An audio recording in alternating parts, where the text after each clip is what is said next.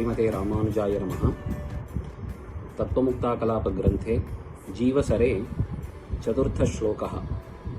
धीर्नित्यायस्य पक्षे प्रसरति बहुधा अर्थेषु सैवेन्द्रियाद्यैः तेनात्मा जागलस्थस्तन इव किमिह स्वीक्रियेतेति चेन्न कल्प्यं चेदात्मतत्त्वं कथयितुमुचितं लाघवं तत्र युक्त्या नित्यासा यस्य तद्वान् अपि निगममितो गौरवं नास्य भारः। पूर्वतनश्लोके जीवस्य बाह्येन्द्रियादि भिन्नत्वं स्थापितं।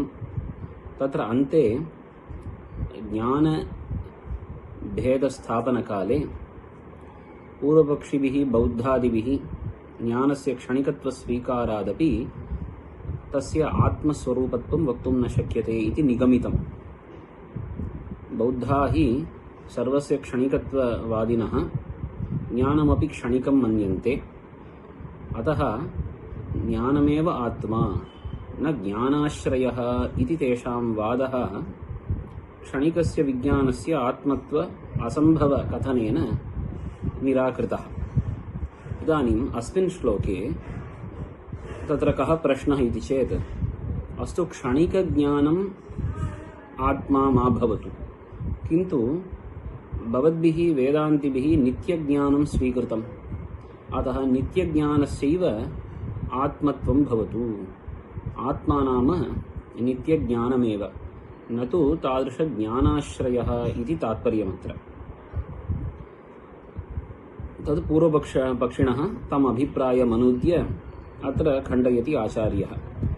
धीर्नित्या यस्य पक्षे प्रसरति, यस्य वेदान्तिनः भवतः पक्षे नित्याधीः, तत्र मन्मते इव क्षणिकं ज्ञानं न, किन्तु नित्यमेव ज्ञानं भवता स्वीकृतं। तादृशी नित्याधीः बहुधा अर्थेषु इन्द्रियाद्यैः प्रसरति।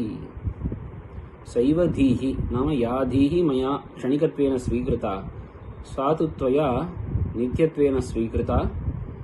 तद् नित्यज्ञानमेव इन्द्रियादिद्वारा बहिः प्रसृत्य तत्तद् विषयं प्राप्य विषयं प्राप्नोति इति स्वीक्रियते। अतः या नित्याधीः इन्द्रियद्वारा बहिः प्रसृत्य अर्थेषु सम्बध्नाति, अर्थैः सह सम्बध्नाति, सा धीः एव आत्मा भवतु। तादृशधियः आश्रयः आत्मा इति मास्तु इति पृच्छते। तेन नाम तादृशेण वेदान्तिना किमर्थं ज्ञानातिरिक्तम् आत्मतत्त्वम् अङ्गीक्रियते? तेन अजागलस्थस्तन इव आत्मा किमिह स्वीक्रियेत इति चेत् इति पर्यन्तं पूर्वपक्षः। अतः क्षणिकविज्ञानवादिनः मते ज्ञानमात्रस्य आत्मस्वरूपत्वं न सम्भवति चेदपि, यतः आत्मनः क्षणिकत्वं वक्तुं न शक्यते, अतः आत्मनः स्थिरत्वम् अङ्गीकार्यम्। अतः क्षणिकविज्ञानवादिमते ज्ञानस्य आत्मस्वरूपत्वं न सम्भवति चेदपि, नाम आत्मा ज्ञानमात्रस्वरूपः इति वक्तुं न शक्यते चेदपि, नित्यज्ञानम् अङ्गीकुर्वतां वेदान्तिनां मते तादृश ज्ञानमात्रस्य आत्मस्वरूपत्वं भवतु, न तु ज्ञानाश्रयस्य आत्मत्वम् इति तात्पर्यम्। अतः भवत्पक्षे ज्ञानस्य नित्यत्व अभ्युपगमात् न कश्चित् दोषः तस्य आत्मत्वे। अतः किमर्थं ज्ञानाश्रयतया कश्चित् पदार्थः अङ्गीक्रियते? तत्र दृष्टान्तः अजागलस्थस्तन इव इत्युक्तम्। अजायाः कण्ठे लम्बमान त्वग्विशेषः सः न कस्मै अपि प्रयोजनाय भवति। ततः दुग्धं तु न आगच्छति, येन तत्र वत्सस्य पानं, वत्सस्य पोषणं वा सम्भवति। अतः अजागलस्तन इव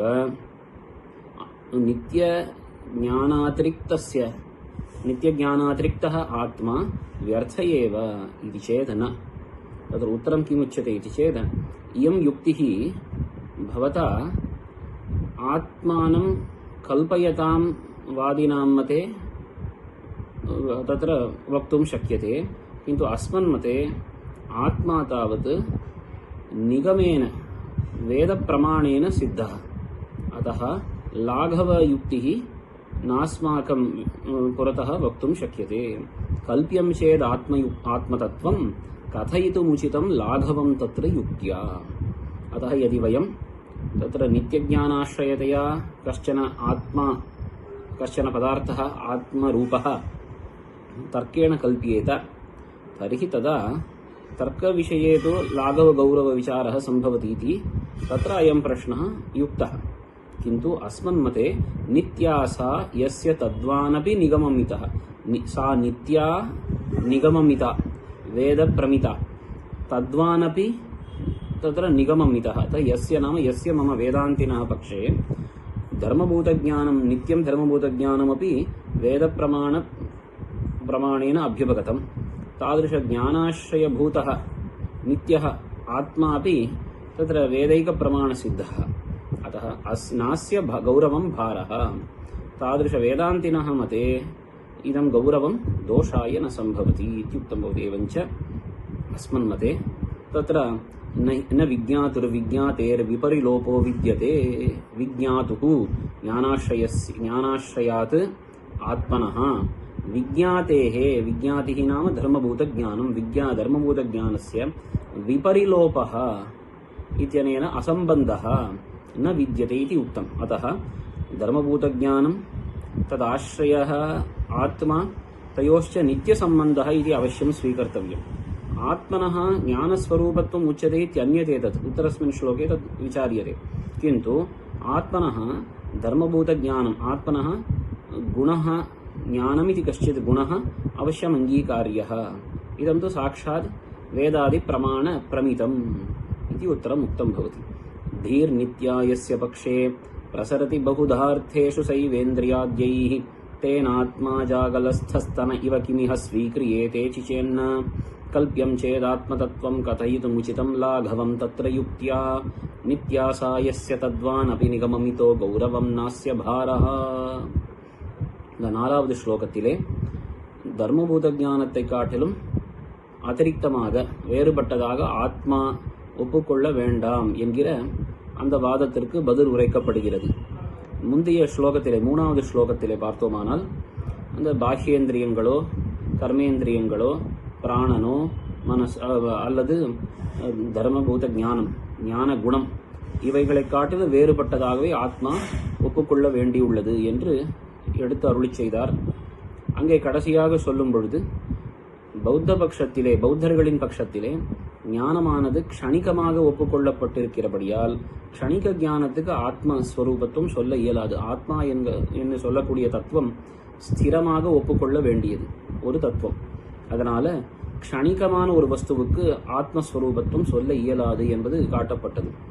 இப்ப அந்த பிரசங்கத்திலே மற்றொரு கேள்வி எழும்ப அதற்கு பதில் இந்த ஸ்லோகத்திலே காட்டப்படுகிறது. என்ன கேள்வி அப்படின்னா, சரி, க்ஷணிகவாதிகளான எங்களுடைய பட்சத்திலே ஞானமே ஆத்மா என்று சொல்ல முடியாது. ஆம், ஆனால் வேதாந்திகளான உங்களுடைய பட்சத்தில் ஞானம் என்பது நித்தியமாகவே ஒப்புக்கொள்ளப்பட்டிருக்கு.